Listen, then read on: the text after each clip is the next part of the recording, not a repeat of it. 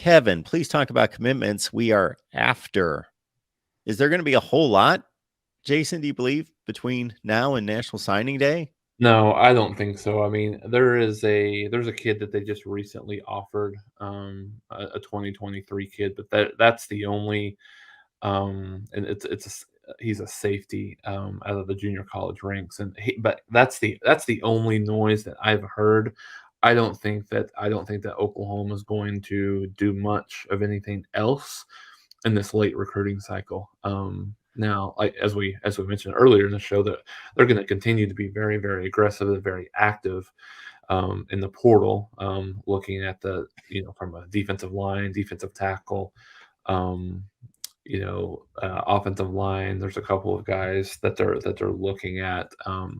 Matt Rouse, I believe, is his name, is a guy from Stanford on the offensive line that they're looking at. There's another couple of kids that they're looking at from the portal, but I think they're probably done for the most part from a high school and junior college perspective. But don't be Oklahoma's got, I think, 10 commitments from this transfer portal class. Don't be surprised to see that by the time it's all said and done, potentially doubled. So there's going to be some guys that Oklahoma's continuing to be in on, and kids that are going to still be making decisions. There's all kinds of, I mean, it doesn't just happen at Oklahoma. There's all kinds of tampering that's going on. So who knows what that looks like at the end of the day for Oklahoma and some of these, you know, heck, as we just talked about Georgia in terms of how, I mean, there's only so many kids that are getting to play, right? And so you could see some kids from Georgia, could see some kids from TCU or whatever it ends up being. There's still some of those conversations I think that are being had by some of those players and coaches and stuff like that. What that looks like for next year, and so yeah, I think you'll continue to see. I would say anywhere from 8 to 10 more additions from that portal, but you'll see. I think you'll see them come from the wide receiver variety. I think you'll see them come from the defensive line variety. I don't. Maybe the defensive backfield or maybe at a linebacker. You might see them grab a linebacker or two, especially with.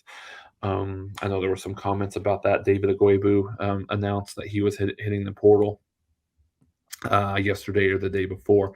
So, and that's not something that's incredibly surprising from what I've heard. I don't think it was as simple as a guy that was processed, but I think it was a guy that knows that there are a few younger kids that are maybe a little bit better positioned to take some of his snaps going forward in the next couple of years, next year. So when you look at guys like Kip Lewis, when you look at guys like Kobe McKenzie, guys like Jaron Kanek, those are some guys that Shane Witter was, he's a really good player. Unfortunately had some injury concerns this year, wasn't really able to play and part of that depth in the linebacker room. But those are all guys that have an opportunity to really get on the field a lot more. And David Agwebu, and all that he did this year, I think he was the second leading tackler on the team. He had his limitations from a side to side movement perspective. So there's some other guys that I think he, just looking at the kind of the writing on the wall, so to speak, thought that there certainly could be there's some situations where he might not necessarily be a starter, not get as much time this upcoming year as he had this year. Walter Rouse, yes, is the offensive lineman out of Stanford. He's got 39 career starts. He's played over 2,500 snaps. Nebraska's in on him. He was there over the weekend. Iowa's there. Auburn's on the outside, apparently, but it's between Oklahoma, Nebraska, and Iowa, apparently, for one Walter Rouse, who's played a lot of football. Robert, get your point now. I got it. That Robert's taking some optimism that Oklahoma, just a couple weeks removed from the Georgia game, that Oklahoma put a bigger number on Kent State than Georgia did.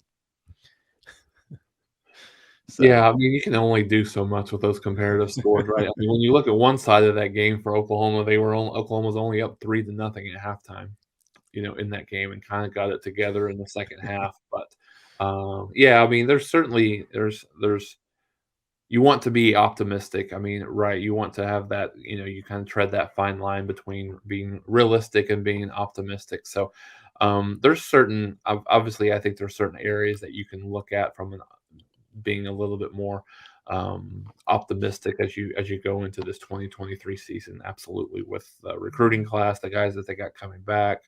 I know we really didn't get into this. I mean, I'd heard it kind of could go both ways, but I think since we talked last, Dylan Gabriel has announced that he's coming back again next year. So that quarterback competition will be really really interesting to see.